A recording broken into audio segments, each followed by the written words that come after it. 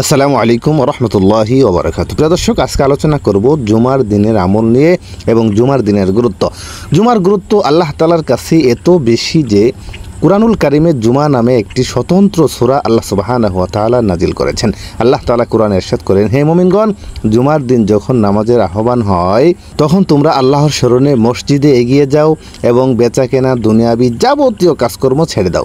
এটা তোমাদের জন্য কল্যাণকর যদি তোমরা জানতে। রাসূল সাল্লাল্লাহু আলাইহি সাল্লাম একটি হাদিসে বলেছেন, মুমিনের জন্য জুমার দিন হলো সাপ্তাহিক ঈদের দিন। ইবনে মাজাহ এক হাদিসে নবী করিম সাল্লাল্লাহু আলাইহি সাল্লাম ইরশাদ করেন, যে দিনগুলোতে সূর্য উদিত হয় ওই দিনগুলোর মধ্যে জুমার দিন সর্বোত্তম। ওই দিন হযরত আদম আলাইহিস সালামকে সৃষ্টি করা হয়েছে, ওই দিন তাকে জান্নাতে প্রবেশ করানো হয় এবং ওই দিনই তাকে জান্নাত থেকে বের করে দেওয়া হয়, আর ওই দিনই কিয়ামত অনুষ্ঠিত হবে। মহানবী সাল্লাল্লাহু আলাইহি সাল্লাম আরও ইরশাদ করেন, জুমার দিন দোয়া কবুল হওয়ার একটি সময় আছে।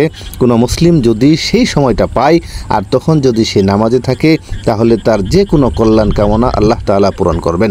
বুখারী হাদিস নাম্বার 6400।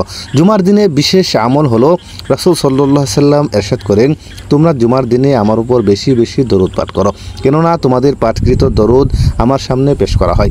আবু দাউদ হাদিস নাম্বার 1047। এমনিতে তিরমিজি শরীফের হাদিস অনুযায়ী আমরা জানতে পারি, যে ব্যক্তি দরুদ পাঠ করে আল্লাহ তাআলা তার উপর 10টি রহমত নাজিল করেন। সুতরাং আমাদের জুমার দিন অন্যান্য আমলের সাথে সাথে বেশি বেশি দরুদ পাঠ করতে হবে। জুমার গুরুত্ব বিবেচনা করলে প্রতিটি মুসলিমের উচিত এই দিনটিকে কাজে লাগানো।